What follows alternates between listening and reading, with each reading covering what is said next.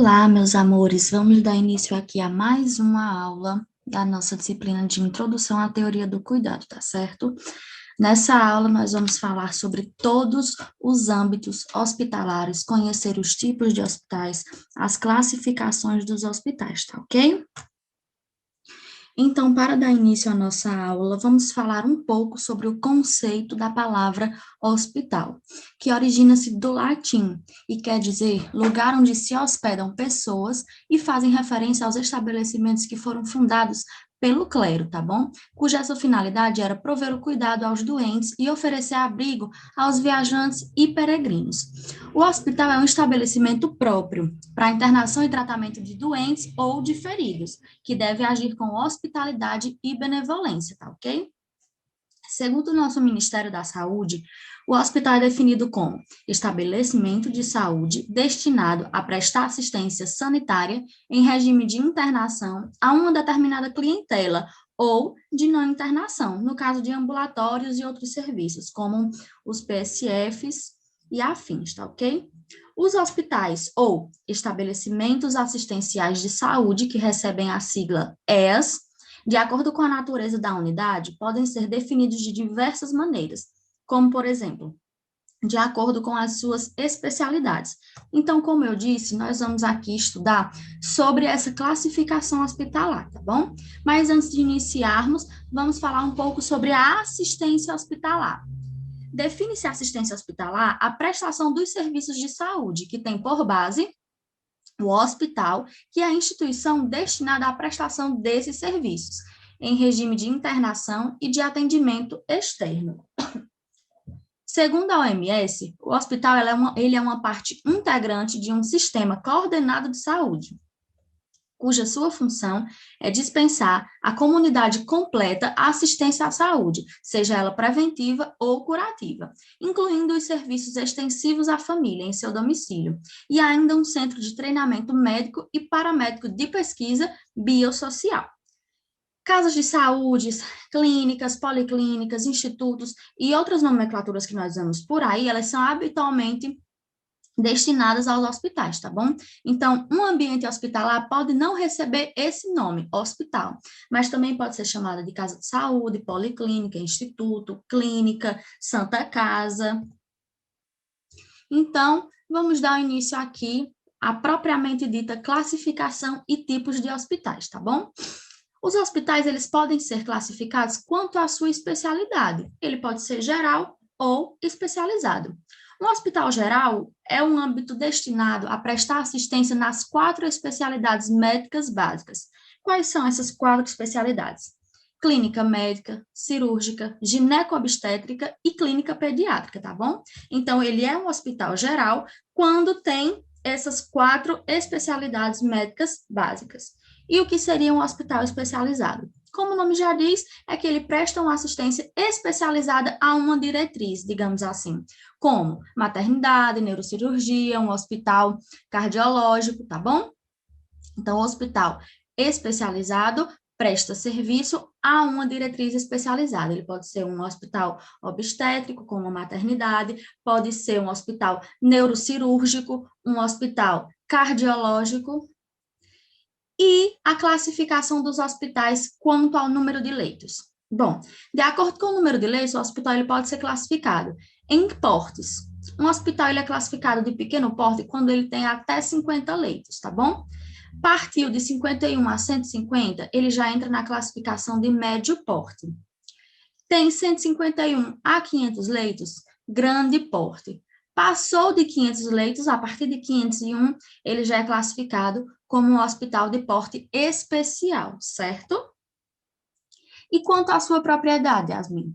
O hospital ele pode ser público ou privado. O hospital público é aquele que integra um patrimônio da União, certo? Dos estados, dos distritos federal, do Distrito Federal e municípios, autarquias, fundações instituídas pelo poder público, empresas públicas e sociedade de economia mista, que são as sociedades de pessoas jurídicas e de direito privado. E um hospital privado, ele integra um patrimônio de uma pessoa natural ou uma pessoa jurídica de direito privado, não instituída ao poder público. De acordo com o Ministério da Saúde, no Brasil, no âmbito hospitalar, 80% dos estabelecimentos que prestam serviços ao SUS são privados, tá certo? Então, parte desses estabelecimentos que prestam serviços ao SUS, de acordo com o OMS, eles são de natureza privada, tá ok? E destinam uma parte do seu atendimento ou todo atendimento ao SUS, tá bom? Um hospital ele também pode ser beneficente ou filantrópico, que são os hospitais privados que escolhem ser beneficentes ou não. Esses eles são mantidos com contribuições e doações particulares para a prestação de serviços aos seus associados. E essas doações elas são revertidas na manutenção e no desenvolvimento dos seus objetivos pessoais. Esse é um hospital beneficente. Um hospital filantrópico, ele presta serviço para a população carente por intermédio do SUS, ou seja, é um hospital que tem prestação de serviço do SUS voltado ao pessoal da população carente. Como um exemplo claro, nós temos as Santas Casas de Misericórdia. E no Brasil, o setor hospitalar filantrópico beneficente é atualmente responsável por cerca de 1/3 do parque hospitalar existente no país. São cerca de 1.917 unidades, com aproximadamente 132 leitos, que a maioria desses são prestadores de serviços do SUS, tá bom? Vamos agora conhecer ambientes hospitalares, parte por parte. O que é que há dentro de um hospital, ou pelo menos o que deve haver, e para que é destinado cada uma dessas áreas. Vamos iniciar aqui com uma unidade ambulatorial. O que é uma unidade ambulatorial? É a unidade destinada a atender a população de abrangência na modalidade de consulta médica geral ou especializada, com critério de promoção, prevenção e reabilitação de forma programada.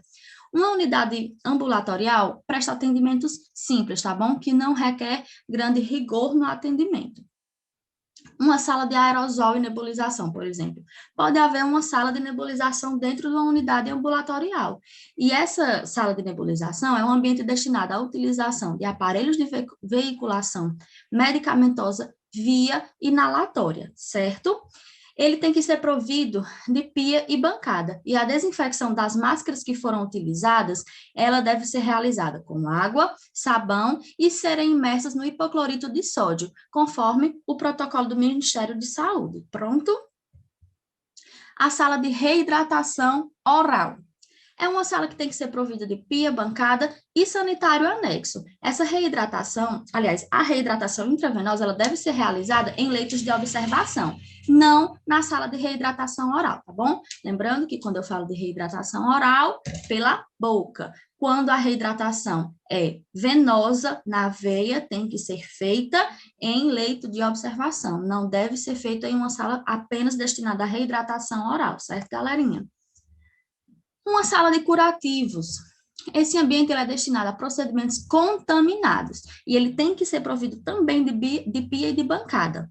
Os procedimentos assépticos só poderão ser realizados nesse ambiente depois que houver uma desinfecção, tá certo? Então, lembre-se sempre, sala de curativo é um procedimento, é uma área destinada a procedimentos que são contaminados. Só pode haver procedimentos assépticos depois que for realizada uma desinfecção nessa área, tá bom? Sala de aplicação de medicamentos. Como o nome já diz, é um ambiente destinado à administração de drogas, sejam elas via endovenosa, via oral, subcutânea, intramuscular e intradérmica, tá bom? Essa sala deve ser provida de pia e de bancada. Pia, obviamente, para desinfecção das mãos dos profissionais, que vão fazer essas administrações, e a bancada é para preparação dessas drogas, tá certo? Consultórios.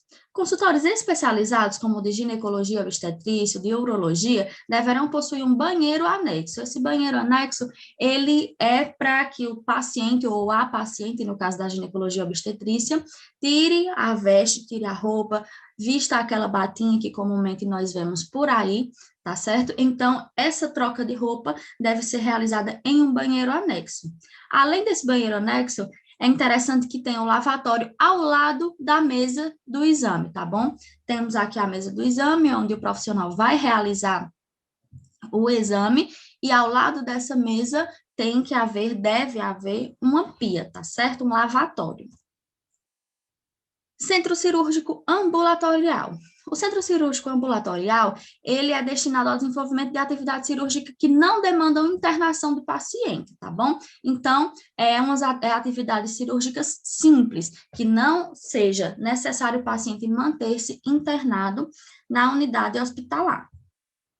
A unidade de urgência e emergência é uma unidade destinada aos pacientes que têm ou não risco de vida, cujos esses agravos à saúde necessitam de um pronto atendimento. Essa unidade ela deve dispor de área externa para que haja o desembarque e o embarque de ambulâncias. Qual a diferença entre urgência e emergência? É uma dúvida comum entre vários alunos, tá bom? A urgência, ela é uma ocorrência imprevista de agravo à saúde, que no momento não tem um risco potencial, tá bom? Cujo esse portador, ele necessita de uma assistência médica imediata, diferente da emergência, que há uma constatação médica de condições de agravo à saúde que impliquem em risco iminente ou um sofrimento intenso, exigindo, portanto, um tratamento médico imediato. A emergência é mais grave do que a urgência, certo? Comparado os dois. Porém, a urgência, ela pode desenvolver a emergência. O que seria a sala de triagem? A sala de triagem é um local destinado ao atendimento, à seleção e o encaminhamento do paciente segundo a gravidade e a patologia que levou ele até aquele ambiente, tá bom? Ela deve ser dotada de lavatório de mãos, certo? Porque a cada paciente que entra na sala de triagem, nós devemos fazer asepsia. Sala de higienização. Vou falar um pouco sobre essa sala também lá na frente, mas a sala de higienização é um ambiente dotado de chuveiro e lavatório, que é destinado a higienizar os pacientes quando há necessidade.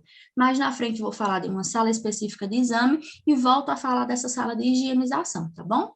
Sala de gesso. Quem nunca, né, quando criança? É um local destinado com pia de cuba profunda, destinada à imobilização do gesso e de similares, tá bom? Vamos aqui dar um foco na sala de reanimação. Essa sala de reanimação, tudo que está escrito aqui nesse slide, não é tudo o que tem na sala de reanimação, tá bom? Nós devemos ter muito mais disponíveis do que está aqui, mas eu trouxe os principais instrumentos que devem estar na sala de reanimação. Esse é um ambiente destinado à assistência imediata dos pacientes que estão graves, tá bom, galerinha? Deverá possuir as seguintes instalações: pias equipadas para lavagens de mão, posto de enfermagem e armário para guarda de materiais e equipamentos estéreis, fluxômetros de O2 e ar comprimido, vacuômetros preferencialmente localizados acima da cabeceira da maca ou do leito de reanimação. EPIs é de suma importância em todos os ambientes hospitalares, mas também, né, dentro da sala de reanimação. Equipamentos de monitoragem cardíaca, oximetria, reanimação ventilatória, como ambu, cateter de O2, respirador para ventilação invasiva, também a não invasiva, tá certo? Que não está aqui. Equipamentos de intubação orotraqueal, certo? Essa sigla aqui, IOT, é intubação orotraqueal. Laringoscópio e cânulas que servem para essa intubação orotraqueal, tá bom? O laringoscópio ele é utilizado para a abertura das vias aéreas e para que o médico faça essa intubação orotraqueal. Também deve haver dentro da sala de reanimação material cirúrgico para intervenção de emergência, como uma traqueostomia, uma drenagem torácica, raio-x portátil, mais uma sigla, SNG, sonda nasogástrica. Não tem aqui, mas também nós temos a sonda nasoentérica, tá bom? SVD, sonda vesical de demora, mas também temos o catéter, que é utilizado para uma sonda vesical de alívio, e a sonda de aspiração traqueal. Catéter para acesso venoso central, catéter para acesso venoso periférico, soros, drogas, e há muitos outros instrumentos que precisam estar dentro da sala de reanimação, tá certo? Uma sala de sutura é um ambiente que deve ser dotado de pia e de bancada. Esse ambiente ele é destinado a realizar suturas em tecidos onde houve perca de solução da continuidade, tá certo? Lembrando que a sutura deve ser realizada pelo profissional médico. A sala de observação ou os leitos de observação são destinados a acomodar pacientes que necessitam ficar sob uma supervisão médica ou de enfermagem, para fins de diagnóstico ou terapia, tá bom? Por um período inferior a 24 horas. Passou de 24 horas, deixa de ser observação e passa a ser internação. As salas coletivas de observação pediátrica e adulto, masculina ou feminina, é um ambiente que deve ser dotado de lavatório para uso exclusivo do profissional de saúde que vai manejar o paciente e deve haver um número máximo de 6 leitos e um banheiro anexo, tá bom? Nesse ambiente deverá existir também biombos para promover a individualização dos leitos, caso seja necessário, e essas salas deverão ficar separadas por faixa etária e sexo, tá bom? Pediatria no lugar da pediatria, masculino e feminino separados.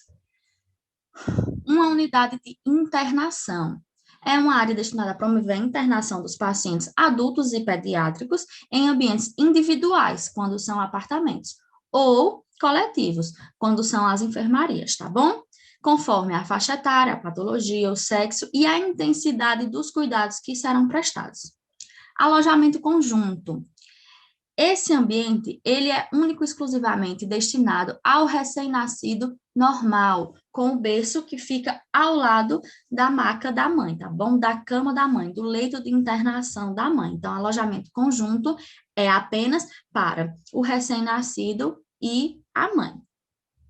Berçário. Berçário é uma área destinada à internação dos pacientes que foram, dos pacientes não, dos recém-nascidos que tiveram parto normal ou que possuem alguma patologia ou nasceram pré-termo, tá bom? Prematuros. Berçário de isolamento. Esse é um ambiente destinado à acomodação do recém-nascido que, por algum motivo, necessita ficar isolado dos demais, tá bom? Ele deve ser provido de uma área de higienização exclusiva, um lavatório ao lado do berço desse RN e um local para despejo de secreções e de excreções, tá certo? UTI, Unidade de Terapia Intensiva. É uma área destinada à acomodação dos pacientes que estão em estado crítico, tá bom? Esses ambientes podem ser individuais ou coletivos, vai depender do grau de risco, pode ser classificada ainda como semi-intensiva ou intensiva e ainda separada por faixa etária e patologia. A UTI ela é composta pelas seguintes áreas, lembrando que não é regra para todos os ambientes hospitalares e também tem ambiente que há outros compartimentos além dos citados aqui, tá certo, galerinha? DML, que é um depósito de material de limpeza, rouparia, sanitários separados por sexo e destinados aos funcionários, uma copa, um banheiro para os pacientes, expurgo, que eu também vou explicar um pouquinho mais na frente o que significa expurgo, posto de enfermagem e quarto de isolamento com banheiro anexo, lembrando que esse quarto de isolamento, assim como o berçário, é destinado a pessoas com patologias transmissíveis, tá certo? Que devem ficar separados dos demais, leitos e os anexos, que são repouso de profissionais, que é interessante que sejam separados por sexo. Nós temos também o apoio ao diagnóstico e terapia, que são ambientes destinados aos pacientes internos dos hospitais ou externos, tá certo? Que adentram apenas para fazer algum diagnóstico. Em ações ao apoio direto e reconhecimento e recuperação do estado de saúde. Nós utilizamos, na verdade, é utilizado nesse diagnóstico alguns métodos gráficos, como o eletrocardiograma, o ecocardiograma, a ergometria, fonocardiograma, certo? Todos esses são exames representados por traçados gráficos e aplicados em papéis. Todo mundo acho que já deve ter visto como é um ECG, um ecocardiograma, realizado dentro de hospitais ou então em consultórios especializados. Vale ressaltar aqui, pessoal, que sempre que houver um paciente, não necessariamente acamado, tá certo? Que houve examinar, que esse paciente ele foi examinado, ele foi tocado, ele foi manipulado, medicado ou tratado, deve haver uma provisão obrigatória de lavatórios para lavagem de mãos, com torneira que dispensa o contato através do volante de fechamento d'água. Então, aonde houver paciente, houve contato físico direto ou indireto, deve haver lavatórios para lavagem e higienização das mãos, tá certo? A sala de eletroencefalograma, que foi falado aqui no slide anterior, ela deve possuir, anexa à área de preparo do paciente, um dispositivo para higienização do couro cabeludo. Então, lembra que mais atrás eu falei a vocês sobre sala de higienização? Pronto. Aplicado à sala do eletroencefalograma, deve haver essa área de higienização do couro cabeludo, tá certo? Então, tá aí uma aplicação da sala de higienização. Vamos agora conhecer um pouco da teoria do centro cirúrgico. A unidade é uma unidade destinada ao desenvolvimento de atividades cirúrgicas, tá bom? Bem como a recuperação pós-anestésica e pós-operatória imediata. Esse centro cirúrgico ele deve ser composto das seguintes áreas: recepção dos pacientes, a área de prescrição médica, o posto de enfermagem, a sala de recuperação pós-anestésica, tá bom? Ela deve ser provida de lavatório, destinados à prestação dos cuidados dos pacientes que são egressos da sala de cirurgia. E o centro obstétrico é uma área destinada às parturientes, que vai ser realizada a assistência ao trabalho de parto, seja ele normal ou cirúrgico, a realização de curetagem, certo? Quando houver aborto, a prestação de assistência médica e de enfermagem também ao recém-nascido. Nesse centro obstétrico deve conter a área de admissão e de higienização das parturientes, tá bom? A sala do pré-parto, a sala de parto normal, a sala do parto cirúrgico, que é o centro cirúrgico, o posto de enfermagem e uma área especializada de assistência ao recém-nascido. Vamos agora falar um pouco sobre o apoio técnico dos hospitais, as áreas de apoio técnico. Nós temos a CME, certo? Que é conhecido também como expurgo. Nesse expurgo vai ser realizado a recepção, desinfecção, separação e lavagem dos materiais que foram utilizados, tá bom? No ambiente hospitalar.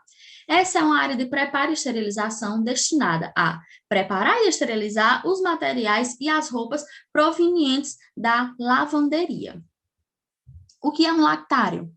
Lactário é a unidade com área restrita destinada ao recebimento dos materiais, à higienização e desinfecção de insumos, como mamadeiras, bicos, e como também a preparação e armazenamento exclusivo das formulações lácteas, que serão utilizadas pelos RNs, tá bom? Deve haver área de recepção, área de paramentação e desparamentação, esterilização, armazenamento e redistribuição dessas mamadeiras, tá bom? Serviço de nutrição e dietética. Esse serviço de nutrição e dietética é um ambiente destinado a proporcionar condições de preparo dos cardápios gerais e especiais, que vão para os pacientes, acompanhantes e funcionários. Ele é composto pela área de recepção dos alimentos e armazenamento das câmaras frias, e todas essas áreas deverão ser providas de um local adequado para promover a higienização dos alimentos e dos insumos que estão adentrando nesse serviço, tá bom? Nesse ambiente. O ambiente de nutrição enteral é uma área destinada ao preparo e à invase, armazenamento e distribuição da nutrição enteral que irão para os pacientes. E aos que não entenderam ou esqueceram, nutrição enteral é a nutrição por sonda, tá bom? Via sonda. Expurgo, já falamos algumas vezes atrás, mas vou aqui especificar o que significa o ambiente de expurgo. Lembrando que o ambiente de expurgo, ele pode ficar localizado em vários locais, tá certo? Esse é um ambiente que deve ser localizado também próximo ou anexo ao posto de enfermagem. Ele tem que ser dotado de pia com cuba profunda, porque ele é destinado à limpeza, desinfecção e guarda de materiais utilizados na assistência ao paciente. Então, sempre que eu falar sobre expurgo, eu vou falar de um ambiente de higienização, tá ok? Rouparia. A rouparia é uma área provida de armários para guardar roupas. Isso aí todo mundo sabe. Só que o que talvez não saibamos é que ela é necessária em todas as unidades em que se processa essa troca de roupas, como ambulatório, internação geral, UTI, centro cirúrgico obstétrico, unidade de urgência e emergência e berçário. Por quê? Porque para adentrar nesses ambientes assépticos, que devem ser assépticos, nós precisamos retirar a nossa roupa contaminada, certo? Repousos ou quarto de plantão. São ambientes destinados ao repouso dos profissionais e a separação por especificação do profissional plantonista vai ficar a critério do diretor do estabelecimento. Como assim, Yasmin? Separação e especificação. Há ambientes que eles são separados por categorias. Existe o repouso médico, o repouso da enfermagem, o repouso dos fisioterapeutas, e esse tipo de separação fica a critério do diretor do hospital, tá bom? Só que todos esses repousos, independente da especificação, ele deve ser separado por sexo e ter um banheiro anexo. Vamos aqui agora falar sobre alguns conceitos básicos da terminologia hospitalar. Bom, o que é que significa uma assistência hospitalar domiciliar? É o nosso famoso home care. É a prestação de assistência sob a responsabilidade do hospital ao paciente no domicílio, tá bom? Parecer médico. Parecer médico é um laudo que é emitido por um médico, óbvio, só que ele pode ou não ser integrante do corpo clínico do hospital, atendendo às solicitações para fins de esclarecimento de diagnóstico ou orientação terapêutica. Como assim, Yasmin, ser integrante ou não? É previsto por lei que os profissionais de saúde podem adentrar no ambiente hospitalar, tá certo? Então, parecer médico é o laudo que o médico vai dar em relação a uma patologia, a algum diagnóstico, ou então para dar alguma orientação sobre a terapia que está sendo utilizada a esse paciente. Se eu tenho algum médico que seja da minha confiança, eu posso solicitar que esse vá atender a tal paciente apenas para dar o seu parecer, a sua visão sobre o estado clínico. Então, ele não precisa ser integrante daquele hospital, certo? O termo droga. O termo droga, ele é utilizado para a substância ou matéria-prima que tem uma finalidade medicamentosa ou sanitária, tá certo? Então, droga refere-se a toda substância ou matéria-prima que tenha a finalidade medicamentosa ou sanitária. O que é que significa corpo clínico fechado? Corpo clínico fechado refere-se aos funcionários efetivos de um ambiente hospitalar, sendo a atuação dos funcionários estranhos, ou seja, externos, facultado apenas em caráter eventual e mediante permissão especial. Como assim? Um hospital, ele pode prover, na verdade, ter o seu corpo clínico fechado, ele pode ter a sua equipe, já com seus médicos, seus enfermeiros, não abrindo seleções para outros, tá bom? Mas caso haja uma eventual necessidade, esse hospital que tem o corpo clínico fechado, ele pode abrir para que adentrem os profissionais externos, tá certo? Diferente do corpo clínico aberto, que é ter ou não profissionais efetivos, que há sempre uma rotatividade, digamos assim. Vamos falar um pouco sobre os elementos, as unidades e os equipamentos que contém dentro do hospital. Bom, nós temos as unidades de administração, que refere-se ao conjunto de elementos aonde se desenvolvem as atividades administrativas do hospital. O setor de internação e de alta, que é o local destinado ao processamento da internação, da alta e da transferência dos pacientes e a prestação de informações sobre o seu estado. O setor de internação é diferente da unidade de internação, tá bom? Nessa unidade de internação, é onde ficam os pacientes internados. E o setor de internação e alta é onde provavelmente estão as pessoas que falarão sobre essas transferências dos pacientes. Lá contém os funcionários que estão fazendo esse balanço dos pacientes que saem, dos que entram, dos que recebem alta, dos que são transferidos, certo? E na unidade de internação, como eu disse, é o conjunto de elementos destinados à acomodação do paciente, que está internado e receberá a prestação dos cuidados necessários no seu atendimento. O que é um quarto hospitalar? É o compartimento da unidade de internação destinada a acomodar um ou dois pacientes. A enfermaria, ela é destinada a acomodar 3 ou mais pacientes. Lembra que mais atrás eu falei que na enfermaria deve haver até 6, certo? O isolamento, já falei sobre o berçário, né, de isolamento. Vamos aqui falar do isolamento geral, mas o conceito é o mesmo, tá bom? Ele é dotado de uma barreira contra a contaminação e é destinado a acomodar o paciente portador de moléstia transmissível. Então, o conceito é o mesmo do berçário. A diferença é que o berçário é aplicado somente ao RN. Um posto de enfermagem. Ele é um local destinado ao comando e controle técnico e administrativo das atividades desenvolvidas na unidade de internação.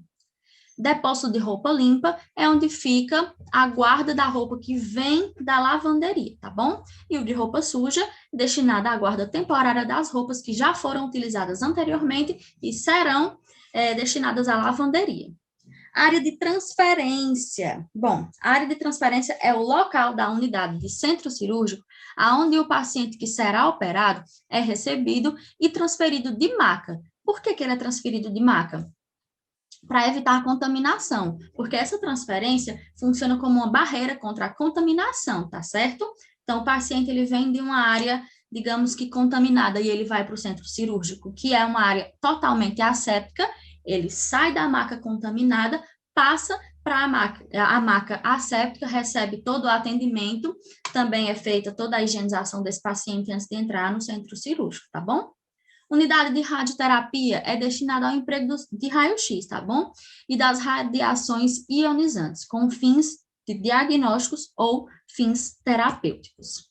Necrotério, todo mundo já sabe o que significa, mas o necrotério hospitalar também recebe o nome de morgue. Então, quando ouvirem o termo, ouvirem, né?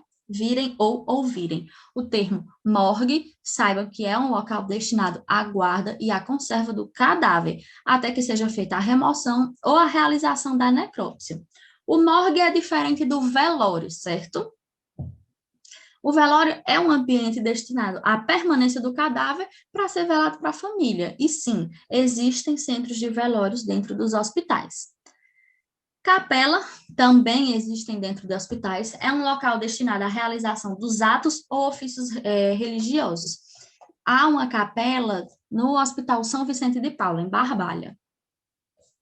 Uma farmácia hospitalar é a farmácia, é o ambiente destinado à manipulação de fórmulas magistrais, só que não necessariamente em toda farmácia hospitalar tem essa manipulação das fórmulas, tá certo?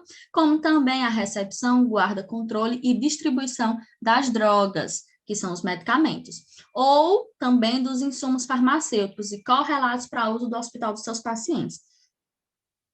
Na maioria das vezes, nas farmácias hospitalares, é onde fica a guarda dos medicamentos utilizados, é onde é realizada a distribuição, né, dos medicamentos que serão utilizados nos pacientes. Também ficam guardados os nossos insumos, como algodão, álcool, gases estéreis, luvas. Então, a farmácia hospitalar é proveniente onde há a guarda desses insumos, tá bom? E também dos medicamentos. Almoxarifado destina-se à recepção, guarda, controle e distribuição dos recursos materiais necessários ao funcionamento do hospital. Bom, vamos falar aqui, conhecer bem superficialmente o significado, o conceito de algumas infecções hospitalares, certo? De como acontecem algumas infecções hospitalares. Lembrando que vocês saberão mais a fundo como funcionam essas infecções em outra disciplina, certo? Infecções hospitalares é a invasão e multiplicação microbiana nos tecidos e órgãos de um hospedeiro adquirida dentro do hospital, certo? A infecção ela pode acontecer de forma aerógena, que é adquirida através da transmissão de agentes patogênicos contidos nas partículas em suspensão no ar. A infecção cruzada, ela é uma infecção transmitida entre pacientes, tá bom? Então, quando acontece uma transmissão de um paciente para outro, nós chamamos de infecção cruzada. É por isso que os pacientes que possuem moléstia transmissível devem ficar no isolamento, para que não haja essa infecção cruzada.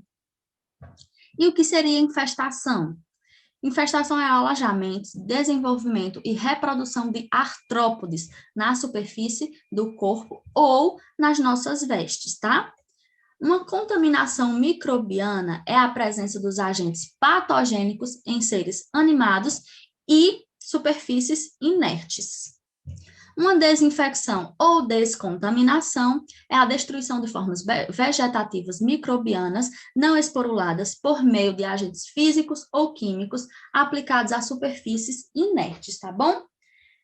Desinfestação é qualquer processo físico ou químico por meio do qual são destruídos no corpo de uma pessoa, nas suas roupas ou no seu meio ambiente, assim como nos animais domésticos e artrópodes e roedores.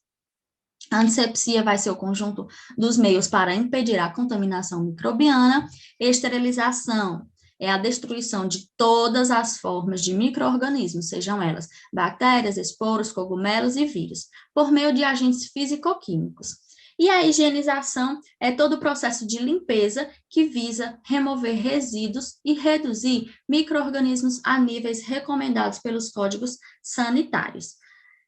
Vale ressaltar que os conceitos mais, digamos assim, específicos e todo esse estudo sobre desinfecção, desinfestação, antisepsia, asepsia, esterilização, vocês verão na disciplina de CCIH, tá bom? Mas essa foi nossa aula de hoje, meus amores. Obrigada, um beijo e até a próxima.